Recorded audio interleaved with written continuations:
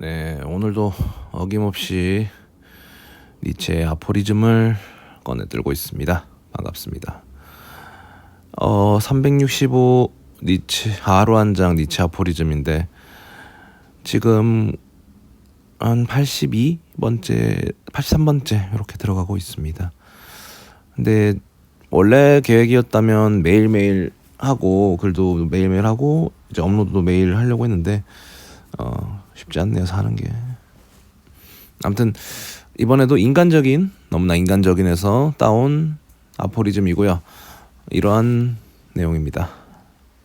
지혜로운 작가는 어떤 다른 후세를 위해 쓰는 것이 아니라 자기 자신의 후세를 위해, 즉 자기의 늙음악을 위해서 쓴다. 그때도 기쁨을 느낄 수 있도록. 그 이제 작가로서, 이제 글쓴이로서 혹은 창작자로서 어떤 글을 쓰는 사람들은 보통은 어떤 대상을 특정하거나 자신의 경험이 어떤 독자에게 읽힐 건지, 어떤 누군가에게 읽힐 건지에 대해서 아무래도 생각을 하지 않을까, 그런 막연한 제 감정이, 어떤 생각이 있었는데, 지혜로운 글쓴이는 오히려 자신의 어떤 충족감, 자기 만족, 그런 것들이 더 중요한 거죠. 그러기 때문에 자기 자신의 후세라는 표현, 즉 자신이 나중에 이제 나이가 들었을 때, 뭐 수년 혹은 십수년이 지난 이후에 내가 쓴 글을 봤을 때, 이때 내 경험이 이때 내 생각이 이렇구나, 아니면 내가 이때 이런 책을 혹은 이런 기사를 주목했었구나, 여전하구나, 어떻게 보면은 시간 여행이 되는 거겠죠. 그런 개념이. 그런 건 좋은 것 같아요. 그래서 사람들이 일기를 쓰고 기록을 남기고, 그러니까 인간의 본능적인 욕망 중에 하나가 아닌가 싶습니다. 우리가 역사라는 테마가 있는 이유도 결국은 어떤 기록을 남기고자 하는 그런 욕망, 개인의 입장에서는 뭐 일기가 될 수도 있고, 아니면 좀 더 나아가서는 뭐 책을 만들 수도 있겠죠. 그래서 해석에도 보면은 이제 뭐 시니어분들의 버킷리스트 중 하나가 자기 자서전 쓰기, 뭐 이런 것들이 있다고 하더라고요. 보통 유명한 분들 꼭 자서전 쓰시죠. 근데 뭐 대필 작가를 쓰는 경우도 있고, 실제로 자신이 이제 그랬던 글 필력을 발휘해서 쓰는 경우도 있기도 하고. 저도 개인적으로 기회가 있으면 가벼운 느낌의 뭐 에세이 같은 걸 써보고 싶긴 하더라고요.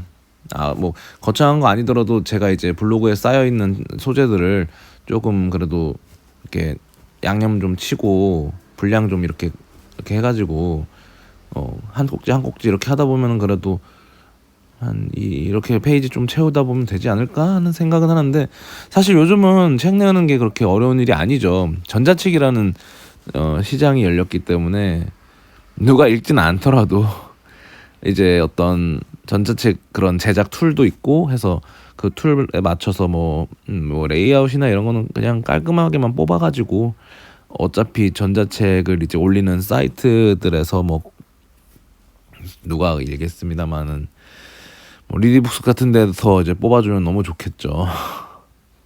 그런 생각을 하긴 합니다. 그러면은 이제 제가 어떤 글을 쓰는 이유는 사실 저게 더 큰 것 같아요. 니체 아포리즘이 훨씬 더 이제 1순위긴 해요. 그러니까 나를 위한 글쓰기죠. 그러니까 나는 글을 쓰는 행위 자체를 목적으로 글을 쓰고 있기 때문에 어쩌면 불특정 다수가 읽어주길 바라는 면도 있지만, 내 자신이 어떤 글쓰기에 익숙해질 수 있도록, 글쓰기를 마치 이제 매일매일 하는 그냥 활동처럼 그렇게 익숙해지고, 또 좀 더 글을 잘 쓰면 더 좋고, 또 이왕이면 분량을 좀 잘 뭐 완급 조절을 할 수 있게까지 되면은 금상첨화겠죠. 내가 이제 어느 정도의 글을 쓸 수 있는 훈련을 해야겠다라고 마음 먹었을 때 이마만큼의 분량을 쓸 수 있다. 그 정도가 되면은 책을 진짜 본격적으로 책을 만드는 거를 한번 꿈꿔보는 것도 현실적인 부분이겠죠. 그 꿈은 현실이 오히려 맞다 할 수 있을 정도니까요. 그래서 이렇게 글 쓰는 것도 그런 목적이 있고, 또 진짜 니체의 말처럼 내가 쓴 글을 나중에 나이가 훨씬 지나서 세월이 지나서 뭐 이제 올린 기록이 있을 테니까 내가 2024년도에는 이런 생각으로 글을 쓰고 있었구나 뭐 이렇게 기록도 있을 거고 또 저는 지금처럼 이게 유튜브도 하기 때문에 제가 유튜브를 올린 다음에 제가 스스로 듣지는 않아요. 제 목소리를 별로 듣고 싶지는 않은데 어쨌든 기록을 보면 알 수 있죠. 듣진 않겠지만 내가 이런 썸네일로 이런 글 제목으로 이렇게 대충 이런 내용으로 글 내가 말을 했구나.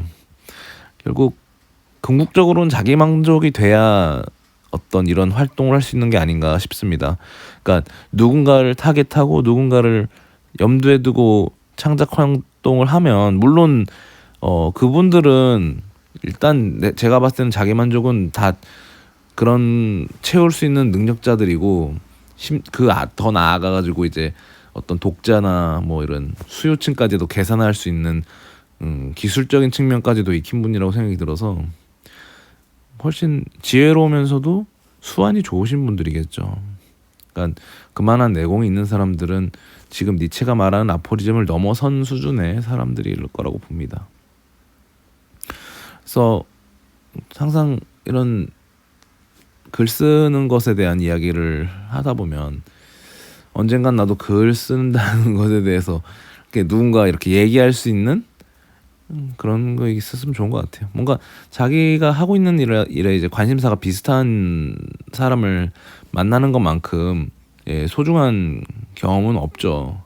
특히 이제 대학을 떠나고 전 중퇴입니다만 어쨌든 그 일을 하다 보면은 뭐 사회생활 뭐 아무튼 직업 전선에 뛰어들면은 나와 어떤 같은 생각도 공유하기 어렵기도 하고 취미도 다른 경우가 많고 뭐 일 끝나고 뭐 술 마시고 뭐 이런 것들은 좋은 것도 있지만 사실 체력적으로 많이 힘든 경우도 있으니까 만약에 뭐 책을 좋아한다던가 뭐 글 쓰는 걸 좋아한다던가 뭐 이런 식으로 하는 경우면 되게 재밌죠.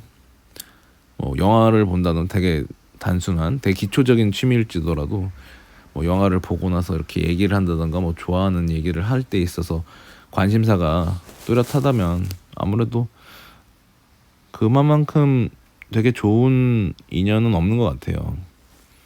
또 저는 개인적으로 운동을 좋아하는 분을 이렇게 친구처럼 지내고 싶긴 한데 그건 진짜 힘든 것 같더라고요. 책이나 이런 것들은 꽤 이렇게 얘기를 나눠보면 하는 건데 근데 책은 좀 애매한 게 그분의 책에 어떤 좀 맞추는 경향이 좀 컸었어요. 그러니까 제가 이 책을 이렇게 혼자 읽고 이렇게 올리는 것도 사실 찾기 힘들죠. 이제 대학에서 저는 되게 습자지 지식이니까 그러니까 좀 니체에 대해서 이런 철학적인 거에 대해서 좀 식견이나 좀 지적 소양이 높은 친구들에게 어떻게 보면 세례를 받는 스타일이었죠. 나는 이제 대충 니체를 읽은 수준이 습자지 정도면 진짜 전공자 친구들이나 좀 트여 있는 애들 책에 대해서 좀 캐치를 빨리 하는 친구들이 이렇게 해설도 해주고 이렇게 어떤 저한테 이제 나름의 주입을 하는 거죠. 그런 거를 들어보거나 아니면 더 나아가서 아예 좀 친분 있는 교수님 혹은 좀 더 나보다 훨씬 좀 나이 좀 있는 선배님 혹은 좀 강사지만 되게 친하게 지낼 수 있는 선생님 이런 느낌 분들의 얘기를 나누면 되게 어떤 그런 것들로 얘기를 나누면 술자리에서 얻는 것도 있는 게 크죠. 뭐 그냥 재밌게 노는 것도 좋고 농담이나 이렇게 드립치는 것도 좋은데 또 술자리에서 그런 얘기하는 그런 되게 심오한 나름 개똥철학을 듣고 있는 것도 니체가 개똥철학은 아니죠. 근데 니체를 소화한 사람들의 철학은 사유는 개똥철학이 되는 경우도 많으니까 철학은 오독의 학문이라고도 보이니까요. 아무튼 그런 여러 생각이 드는데 니체를 얘기하다가 잡소리를 너무 많이 했네요.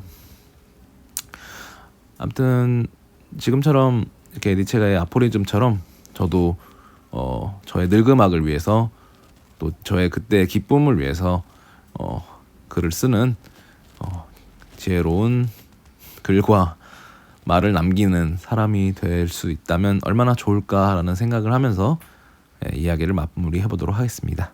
네, 감사합니다.